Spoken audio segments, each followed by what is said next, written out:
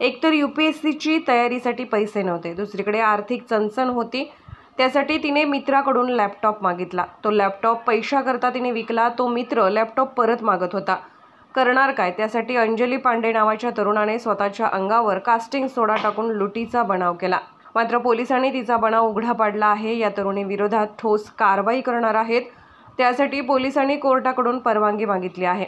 18 मे रोजी रात्री 7:30 वाजण्याच्या सुमारास कल्याण पूर्वेतील जे प्रभाग कार्यालयासमोर असलेल्या पार्किंगमध्ये एका तरुणीवर केमिकल टाकून त्या तरुणीकडे असलेला लॅपटॉप घेऊन चोरटे पसार झाले होते। या प्रकरणात कोळसेवाडी पोलिसांनी लुटीचा गुन्हा दाखल करून पुढील तपास सुरू केलाय। कल्याणचे DCP सचिन गुंजाळ, वरिष्ठ पोलीस निरीक्षक अशोक कदम यांच्या मार्गदर्शनाखाली कोळसेवाडी पोलीस ठाण्यातील 2 पोलीस पथके या प्रकरणाचा तपास करीत होते।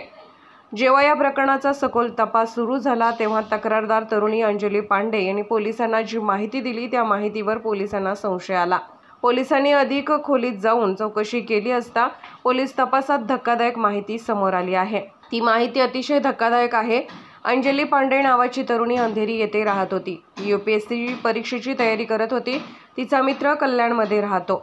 UPSCची तयारी करण्यासाठी तिने तिच्या मित्राकडून लॅपटॉप घेतला होता। तिला पैशाची चणचण होती। तिने मित्राकडून घेतलेला लॅपटॉप विकून टाकला। आता तो मित्र लॅपटॉप परत मागत होता। विकलेला लॅपटॉप परत कसा द्यायचा? त्याला द्यायला पैसेही नाही। अंजली हिने एक कट रचला। कल्याणला येऊन तिने एका दुकानातून कास्टिंग सोडा घेतला।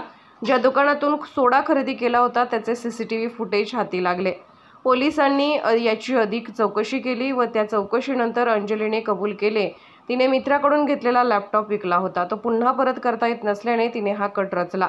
आता या प्रकरणात पोलिसांना खोटी माहिती देऊन पोलिसांची दिशाभूल केल्याने तरुणीच्या विरोधात ठोस कारवाई करण्यात येणार आहे। दूरची घटना झाली होती, केमिकल टाकून तिला लुटलं होतं असा प्रकार होता। या प्रकरणात मोठा प्रयत्न पोलिसांनी केला, काय सांगितलं?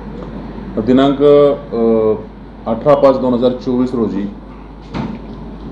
अंजली पांडे नावाची 26 वर्षाची महिला ही पोलीस स्टेशनला आली आणि तिने तक्रार दिली की तिच्या अंगावरती पांढऱ्या रंगाची पावडर टाकून तिची लॅपटॉपची बॅग जी आहे ते 2 अज्ञात मोटरसायकल स्वारांनी जबरदस्तीने चोरून नेली आणि तिला जखमी केले।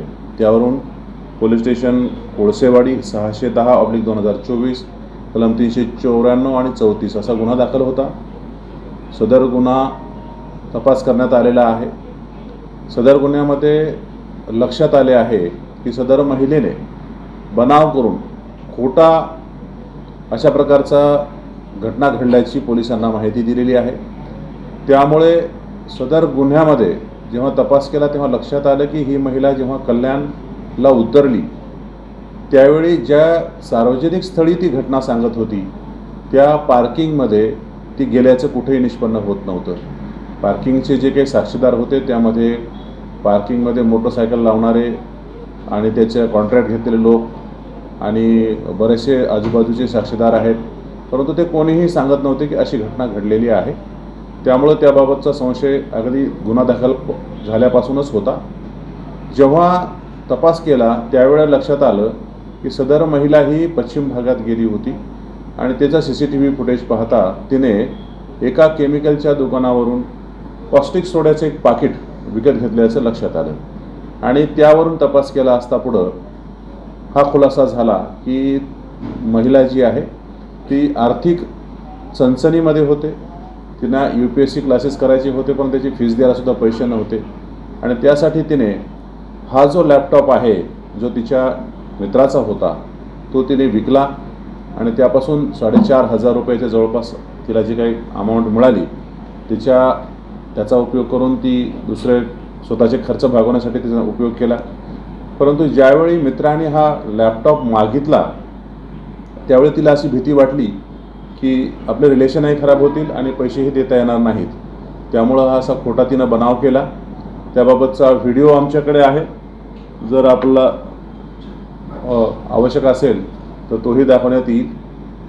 तिनं स्वतः कबूल केलेलं आहे आणि सगळे पुरावे जे आहेत त्याबाबतचे मिळालेले आहेत। त्यामध्ये तिनं खरेदी केलेल्या जे कॉस्टिक सोड्याचं पाकिट आहे त्याच्या दुकानदाराचा जबाब झालेला आहे। त्याबरोबर तिनं ज्या ठिकाणाहून लॅपटॉप विकला होता त्या ठिकाणून आम्ही तो रिकवर केलेला आहे आणि याबरोबरच तिनं जे बॅग लपून ठेवली होती एका ठिकाणी ती बॅगही रिकवर करण्यात आलेली आहे. हा बनाव करून तिने जो गुन्हा दाखल केला होता त्याचा आज खुलासा झालेला आहे आणि या संदर्भात माननीय न्यायालयाकडे अशा प्रकारचा खोटा बनाव केल्याचा जो गुन्हा आहे त्याबाबतची योग्य ती कारवाई त्या महिलेवर करण्याबाबत आम्ही माननीय न्यायालयाला विनंती करणार आहे.